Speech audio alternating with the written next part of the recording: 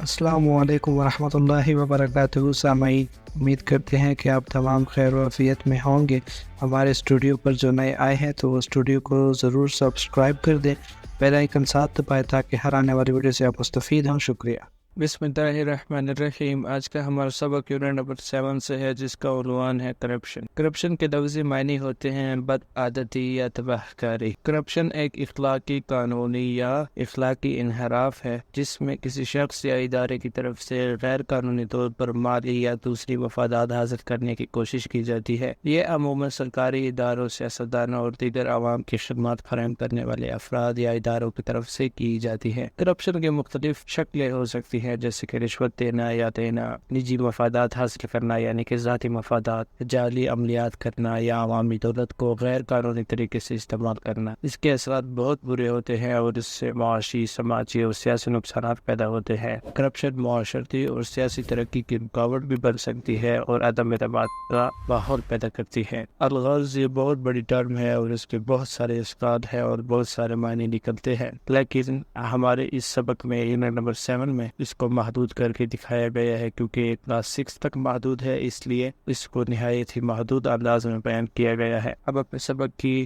پری reading session کو دیکھتے ہیں۔ وہ کہتا ہے look at the following picture, اس درزیل تصویر کو دیکھیے and have discussion on it, اور اس پر بحث کیجیے۔ یہاں پر 2 تصاویر دی گئی ہیں، آپ کو صحیح سے نظر آ رہا ہے کہ اس کی تصاویر ہیں؟ آپ کمنٹ سیکشن میں وہ ضرور بتائیے۔ اس کے ساتھ ہے کوئک کوسچنز میں فوری سوال کے فوری جواب دینے ہوتے ہیں۔ اس میں ایک سچویشن دی ہوئی ہے آپ کو، if your friend suddenly fell down, اگر آپ کا ساتھی دوست اچانک سے گر جائے، اور وہ سفرنگ فرام فیور، یا وہ شدید قسم کے بخار سے تکلیف میں مبتلا، ہاؤ وڈ یو ریئیکٹ، تو آپ کس طرح سے پیش آئیں گے، آپ برتاؤ کریں گے۔ سیکنڈ سوال ہے what would you do for your friend, اپنے دوست کے لیے آپ کیا کر سکتے ہیں۔ ان دونوں سوالات کے جواب ہمیں کمنٹ سیکشنز میں بتائیے کہ اس طرح کے حالات میں آپ کس طرح سے حالات کو ٹیکل کرنے کے لیے اقدامات کریں گے۔ اب چلتے ہیں ریڈنگ کی طرف۔ Reading. Mister Shaan was a newly appointed minister, mister Shaan ایک نئے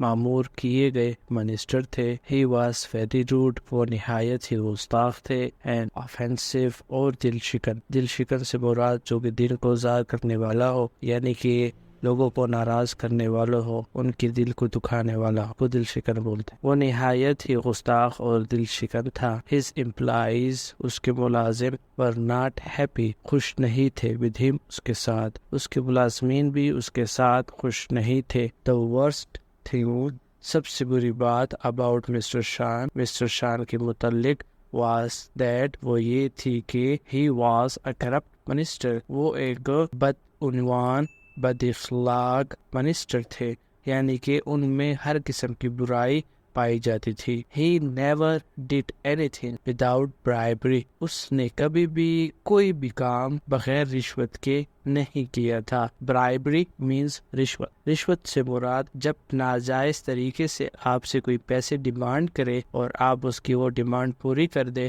تو اس کو رشوت کہا جاتا ہے۔ حدیث شریف کا بھی مفہوم ہے کہ رشوت دینے والا اور رشوت لینے والا دونوں جہنمی ہیں۔ اس بات کے حوالے سے آگے بھی سبق میں آئے گا۔ His illegal ways، اس کی غیر قانونی طور طریقے، were a pain، تکلیف دہ تھے، فار ادرس، دوسرے لوگوں کے لیے۔ اس کے یہ غیر قانونی طور طریقے دوسرے لوگوں کے لیے نہایت ہی تکلیف دہ تھے یا تکلیف کا سبب تھے، موجب تھے۔ Due to his strong wealthy background, اس کا ایک مضبوط امیر گھرانے سے تعلق ہونے کے باعث، نو باڈی اسٹوڈ اپ اگینسٹ ہم، کوئی بھی شخص اس کے خلاف کھڑا نہیں ہوتا تھا۔ اس کا ایک مضبوط دولت مند گھرانے سے تعلق ہونے کی وجہ سے کوئی بھی شخص اس کے خلاف آواز نہیں اٹھاتا تھا۔ ون ڈے، ایک دن، اے پور فارمر، ایک غریب کسان، کیم ٹو ہم، اس کے پاس آیا، فار دا اپروول، منظوری کے لیے، of a water pump in his area, us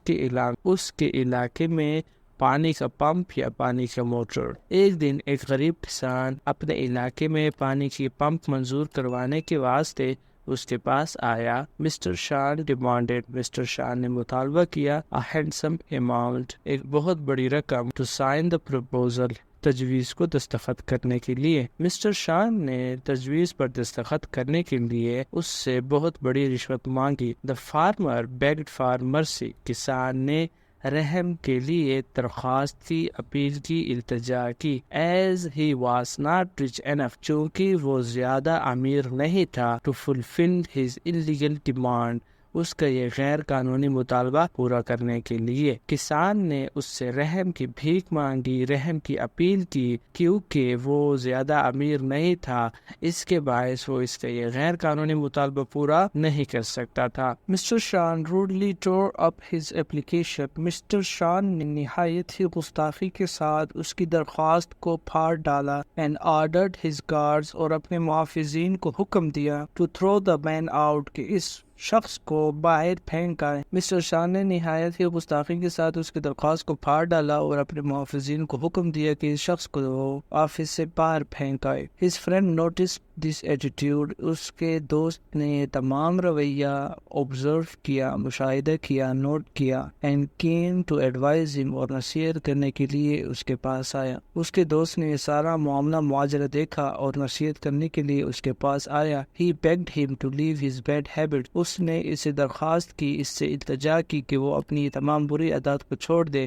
and explained him اور اس کو وضاحت کی that bribery and corruption کی رشوت خوری اور بدعنوانی، بد اخلاقی were evil and forbidden in Islam. یہاں پر ایک گرامیٹیکل پوائنٹ آپ کو بتا دوں، چونکہ اسلام قیامت تک ہے اور یہ برائیاں رشوت خوری اور بدعنوانی اسلام میں قیامت تک برائی ہی سمجھی جائیں گی اور یہ حرام ہے، تو اس وجہ سے یہ جو سینٹینس ہے یہ یونیورسل ٹروتھ ہو جائے گا، اور اس بیسس پر یونیورسل ٹروتھ ہمیشہ پریزنٹ ٹینس میں آیا کرتا ہے نہ کہ پاسٹ ٹینس میں، تو اس وجہ سے یہاں پر ور کی جگہ آر استعمال ہوگا۔ تو جتنے بھی بچے سن رہے ہیں تو اپنے بک اٹھا کر اس پیج پر آ کر ور کو کاٹ کر آر لکھ دے۔ اب اس کی ٹرانسلیشن کرتے ہیں۔ ور ایول یعنی کہ آر ایول برائیاں ہیں، اینڈ فاربیڈن اور حرام ہے ان اسلام میں، اور اس نے وضاحت کی کہ رشوت خوری اور بدعنوانی اسلام میں برائیاں سمجھی جاتی ہیں، برائیاں ہیں اور یہ حرام ہے۔ اور رسول حضرت محمد رسول اللہ خاتم النبیین صلی اللہ علیہ وآلہ وسلم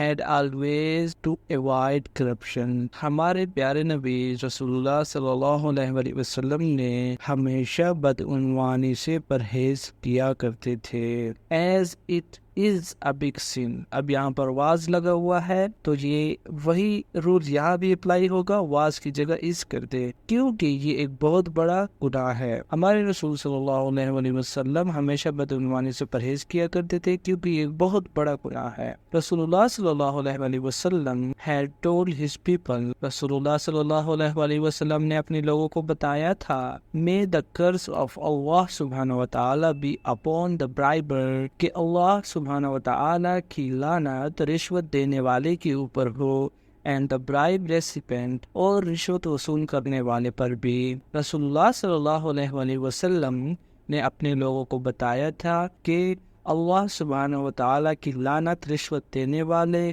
اور رشوت لینے والے دونوں پر ہوا کرتی ہے۔ مسلمز should avoid، مسلمانوں کو چاہیے کہ وہ اس سے گریز کریں، paying a bribe، رشوت دینے سے، in any form، کسی بھی صورت و شکل میں، and under any circumstances، یا کسی بھی طرح کے حالات میں۔ مسلمانوں کو چاہیے کہ وہ کسی بھی طرح کے حالات میں یا کسی بھی شکل میں رشوت دینے سے مکمل گریز کرے۔ مسٹر شان was not in the mood. Mister Shaan بالکل بھی اس مزاج میں نہیں تھا کہ وہ سنے۔ listen to sermon، اس خطبے کو، سرمن کی سپیلنگ یہاں پر غلط ہے، SERMON ہے، بلکہ اس کی سپیلنگ ہونی چاہیے SERMON، سرمن۔ سرمن سے مراد خطبہ، یہاں پر خطبے سے مراد ہم یہ لیتے ہیں کہ کیونکہ وہ اچھی باتیں کر رہا ہے تو اس وجہ سے اس کو خطبہ کہا جا رہا ہے۔ مسٹر شاہ نے خطبہ سننے کی مزاج میں بالکل بھی نہیں تھے and responded، اور جواب دیا that to maintain a proper lifestyle، کہ ایک موضوع مکمل طرز زندگی کو برقرار رکھنے کے لیے one must be rich and wealthy، ایک شخص کو امیر اور دولت مند ہونا چاہیے، even if it meant indulging in bribery، چاہے اس سے مراد رشوت لینا ہی کیوں نہ ہو۔ ہوں۔ مسٹر شان یہ خطبہ سننے کے مزاج میں بالکل بھی نہیں تھے اور انہوں نے جواباً کہا، ایک موضوع طرز زندگی کو برقرار رکھنے کے لیے ایک انسان کو امیر اور دولت مند ہونا چاہیے، اس کے لیے چاہے آپ کو رشوت ہی کیوں نہ لینی پڑے۔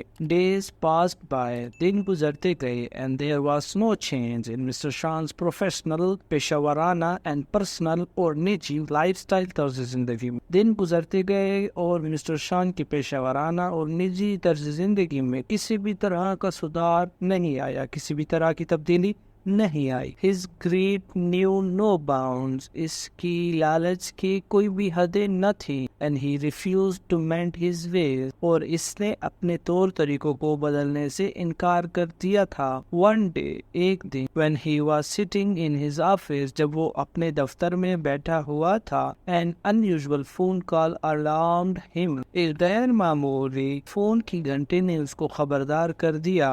His only son had met with an accident، اس کا اکلوتا بیٹا ایک حادثے کا شکار ہو گیا تھا and was admitted to hospital، اور اس کو اسپتال میں داخل کرایا گیا تھا۔ اس کے اکلوتے سن کسی حادثے کا شکار ہو گیا تھا اور اس کو اسپتال میں داخل کرا دیا گیا تھا۔ He left everything، اس نے ہر چیز وہیں چھوڑی and rushed to the hospital، اور تیزی سے ہاسپٹل کی جانب گیا۔ There he met a large crowd، وہاں پر اس کی ملاقات ایک بہت بڑے ہجوم سے ہوئی of poor workers، laborers and their families، غریب کارکنوں، مزدوروں اور ان کے خاندانوں سے۔ وہاں پر یعنی اسپتال میں اس کی ملاقات غریب کارکنوں، مزدوروں اور ان کے خاندانوں کے ایک بڑے ہجوم سے ہوئی۔ Loud cries of children and women، خواتین اور بچوں کی اونچی اونچی چیخ و پکار created a devastating din، سے تباہ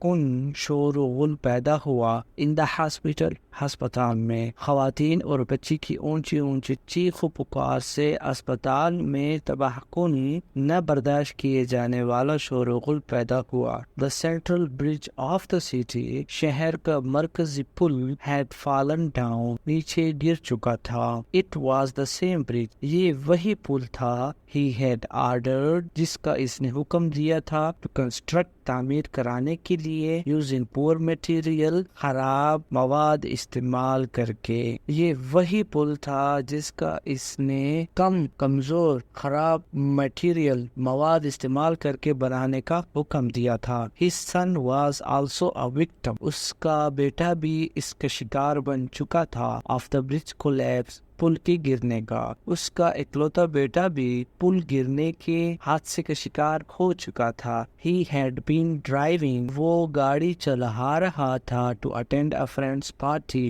اپنے دوست کی پارٹی میں شامل ہونے کے لیے۔ وہ اپنے دوست کی پارٹی میں جانے یا شامل ہونے کے لیے گاڑی میں سوار تھا۔ While crossing the bridge، جب وہ پل کو عبور کر رہا تھا he met with an accident، وہ حادثے کا شکار ہو گیا and had been buried under the debris، اور وہ ملبے کے اندر دب گیا until rescuers found him، یہاں تک کہ جان بچانے والوں نے اس کو ڈھونڈ لیا۔ جب وہ پل کو عبور کر رہا تھا اس دوران وہ حادثے کا شکار ہو گیا اور وہ ملبے کے نیچے دب گیا، یہاں تک کہ جان بچانے والوں نے اس کو ڈھونڈ لیا۔ People were cursing Mr. Shan، لوگ مسٹر شان کو بد دعائیں دے رہے تھے but he was not listening، لیکن وہ اس کو بالکل نظر انداز کر رہا تھا، سن نہیں رہا تھا۔ His center of attention، اس کی توجہ کا مرکز was his son، اس کا اپنا بیٹا تھا who was struggling for his life، جو کہ اپنی زندگی کے لیے جنگ لڑ رہا تھا۔ اس کی توجہ کا مرکز صرف اور صرف اس کا بیٹا تھا جو کہ اپنی زندگی کا جنگ لڑ رہا تھا۔